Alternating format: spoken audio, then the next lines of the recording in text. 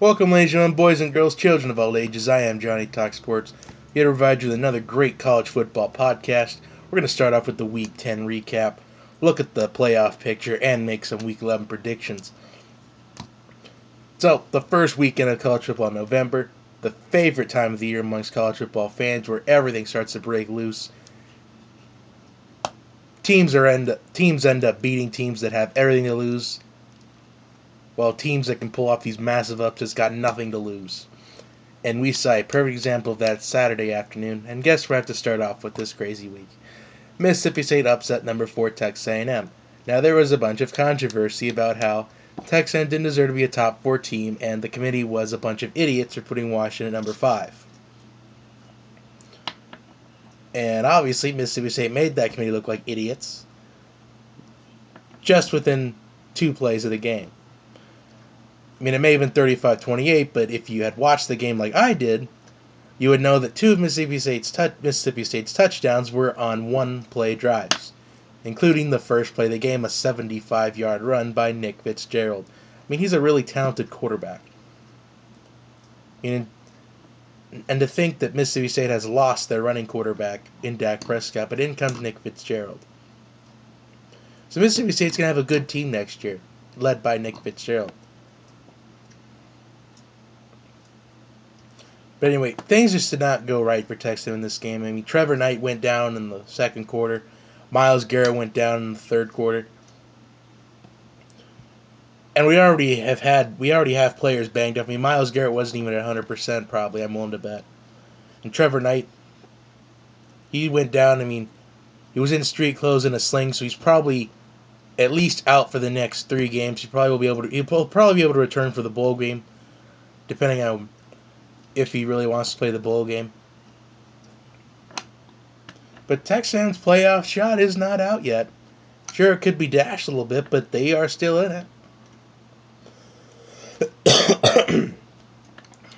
I've been coughing all day.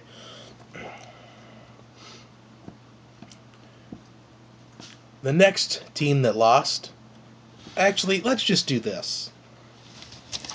Last week, I had the following teams with one loss that were still in the hunt for the playoff. Ohio State, Louisville, Texas A&M, Nebraska, Florida, Baylor, and West Virginia. And what happened? Texas A&M lost. Florida got smoked by Arkansas. And surprisingly, there was a comment on last week's podcast that said that I was incorrect for picking Florida and that Arkansas was going to beat Florida. So Florida is now out of the playoffs. Nebraska got smoked by Ohio State 60-3. Did you guys see that? Just nothing went right for Nebraska at all in that game. I mean, it started off with Tommy Armstrong and a pick 6 within the first 90 seconds of the game. You pretty much knew it was over by then because that's when Ohio State just feeds off the turnovers. You know, Ohio State has like 6 pick 6s this year, which is one of, if not the best in all of college football. So let's take out Nebraska and Florida out of the hunt. Baylor got smoked by TCU, and they were in those special uniforms to protest Art Briles being fired over the sexual assault cases. So now we can eliminate Baylor from the playoff. And LSU lost to Alabama 10-0 though. LSU was in the football game. The offense just couldn't get going at all. I mean, Leonard Fournette was contained again, like I said Alabama was going to do a great job of doing. It was, in fact, 0-0 in the fourth quarter. Whether you believe that or not, that was the most entertaining game of the week because it was just a defense battle. I mean, LSU's defense stopped Alabama twice on 4th and 1 or 4th and inches, including one from the Alabama 1-yard line. They just could not stop Jalen Hurts in the fourth quarter, which ultimately led to Alabama's victory.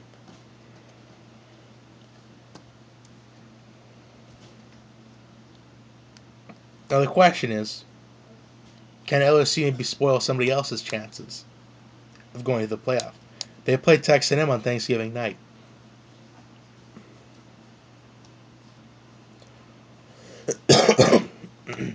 See, Michigan dominated Maryland, no surprise there. Clemson dominated Syracuse, no surprise there. Washington dominated California.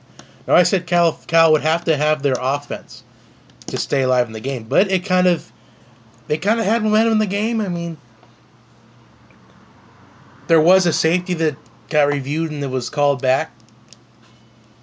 So Cal kind of lost momentum on that.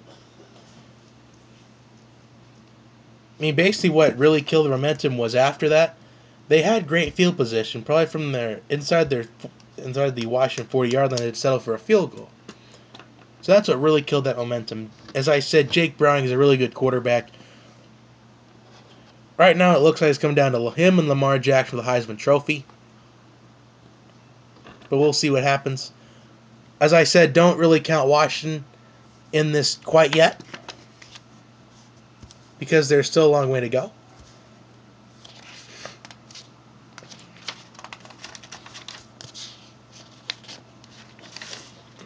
Alright, now let's get to the Week 11 playoff picture. Everybody's favorite.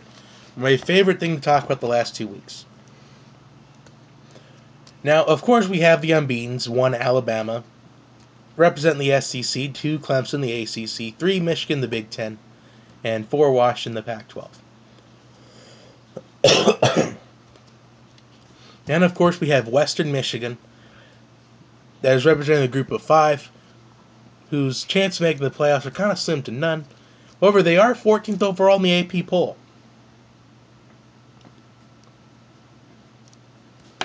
However, the AP poll doesn't matter anymore. It's all coming down to the playoff poll on Tuesday. Now let's go to the 3 one-loss teams you still have left. Ohio State in the Big Ten, Louisville in the ACC, West Virginia in the Big 12. Now, many people think that West Virginia is the last hope for the Big 12 to make the playoffs. I think that is completely false. Because, see, look at these 2 lost teams that are still in the hunt. I mean, last week we had 15 teams in the hunt, but as what the playoff committee did last Tuesday, it showed that there are teams that are still in the playoff that we didn't really expect to still be in.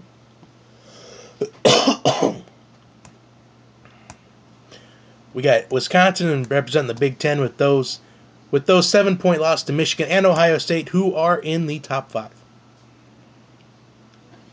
So those are 2 great losses to have. Right, number 9, we got Auburn representing the SEC. Auburn with that 6-point loss to Clemson in Week 1. If probably one thing goes differently, maybe they win that game. And that 13 loss against Texas A&M in Week 3. But Auburn has just gotten stronger ever since I lost Texas A&M. And of course, number 10, we have Texas representing the SEC. With the 19-point loss against Alabama. And that 7-point heartbreaker against Mississippi State. With a banged-up receiving core, a banged-up defensive line, and a banged-up quarterback. Number 11, we have Oklahoma on the Big 12. Number 12, we have Penn State on the Big 10. I'm kind of still putting Utah on this, even though it's kind of slim to none. And I'm putting Oklahoma State at 14 in the Big 12. Those are the 14 teams that I see that are still in. I mean, I want to put Western Michigan in the hunt still, but I don't think the committee would even let them have a shot, which is completely unfair. Maybe if Western Michigan didn't actually run the table, they fall just short. Maybe, just maybe, it would ignite a conversation to maybe extend it to 8 teams next year. That way, we can maybe have some more group of 5 teams in. Or we can try to ignite maybe a 10-team playoff, where we have 8 and then we got 6 teams that go on bye. Actually, I'll diagram this out in just a minute. Because if you think about it, if we had maybe a 6-team playoff, we'd have 1 play. We'd have the 2. We'd have the 3.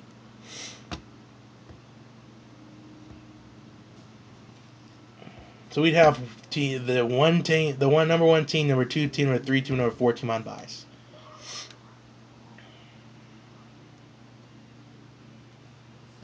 Then we would have the 5 and the 6 team duke it out in a wild card game.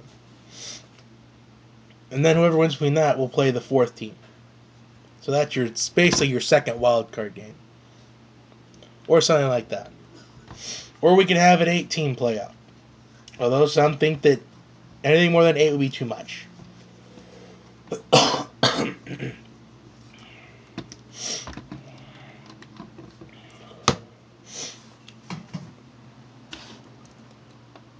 Because honestly, here's what your scenarios are. If you're Wisconsin, the best case scenario is that you have Ohio State beat Michigan on November the 26th. That is your best bet. Your best bet to have Ohio State beat Michigan. Because then you'd rematch against Ohio State in the Big Ten Championship game. And personally, I think Wisconsin have a better chance of beating Ohio State in the Big Ten Championship than Michigan. I think Michigan is just looking like just another team right now. All right, Auburn, your best case scenario is you beat Alabama on the 26th. And your also best case scenario is that Houston beats Louisville. Another great scenario is that maybe Texas beats West Virginia. If you're Texas A&M, your best scenario is just win out and hopefully some teams lose. Like Michigan, Ohio State, one of those teams is going to lose. You would need Auburn to beat Alabama. You would need Washington to lose to maybe USC or Washington State in the Apple Cup on Black Friday. If you're Oklahoma, your objective is to just win out, including beating West Virginia at the end of the year. And you also got to beat Oklahoma State. So just beat those two teams and Baylor this weekend. And I think if Oklahoma wins out, maybe they'll get a shot in. But I think if it came down to Wisconsin or Oklahoma getting the 4th spot, I think it would go to Wisconsin hands down. Right, Penn State, your best case scenario is Ohio State beats Michigan as well. So that's the best case scenario for both Wisconsin and Penn State. Your best case scenario for Utah is everybody loses because basically some of these teams are going to lose eventually. I mean, West Virginia may lose eventually. Oklahoma or Oklahoma State will lose a third game eventually because they play each other at the end of the year. So your best hope is maybe that Oklahoma State beats Oklahoma at the end of the year. And that Oklahoma beats West Virginia. And your best hope is that Auburn loses to Georgia this weekend maybe. Or Texas A&M loses to Ole Miss. Again, or Louisville loses to Houston. Because right now, I don't think anybody can beat Alabama right now. Clemson, nobody can probably beat them right now. Michigan, the only team that's, in my opinion, the only team that's standing in Michigan's way of getting to the playoff is Ohio State. Because I think Wisconsin will not be able to beat Michigan. So if Michigan beats Ohio State, I'm putting them in the playoff. And Washington, they just got to win out. So your best case scenario for all these 2-loss teams is to have at least one of these unbeatens lose, and 2 of these 3 1-loss teams to lose.